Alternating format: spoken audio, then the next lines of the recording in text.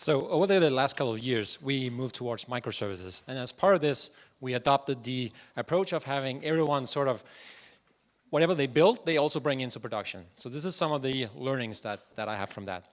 And it comes from having been a developer and knowing how it usually goes with this. So as a developer, you work on a feature. You're there to write code. And once in a while, well, then someone else will take over for you. And this is usually what happens. There's free cake, there's free champagne, depending on where you are. So most of you probably know this scenario.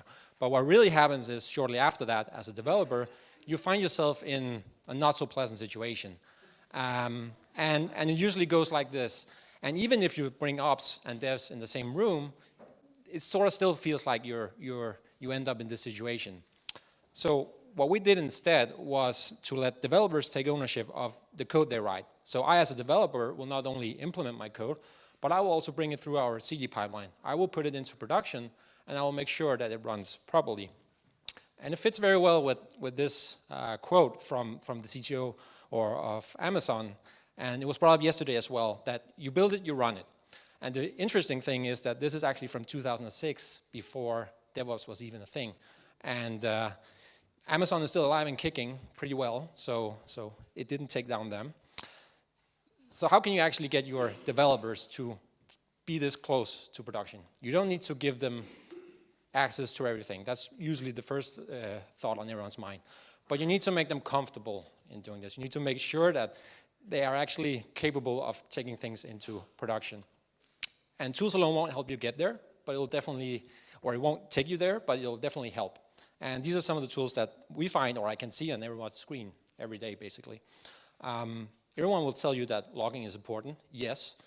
But what you need to do is don't just dump it into a database. You need to make it nice, a good experience to actually use and be able to find the stuff you need. So this is extremely important. For us, we serve millions of users every day, so I don't want to be able to push something to production without seeing how it affects the system.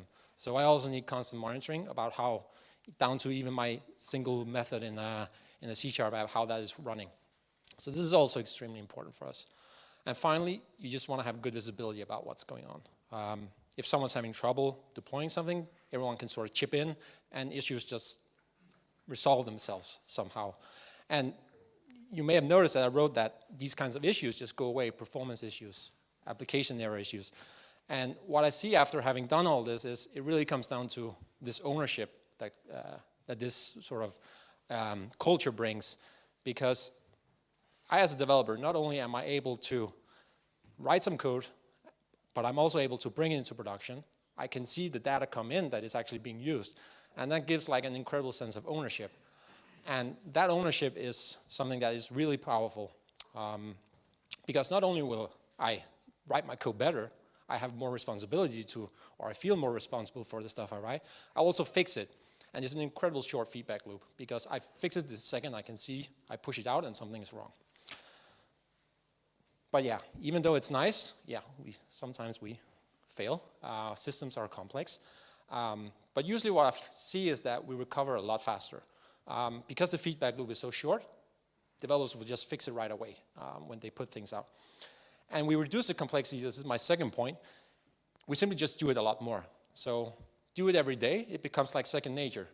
Don't have well, you can still have cake parties when you release something bigger, but still make this like a natural thing to you. And then it becomes easier. So if you choose to go down this path, you will still lead, or you will meet a lot of resistance. It's developers and production. It's something scary for a lot of people.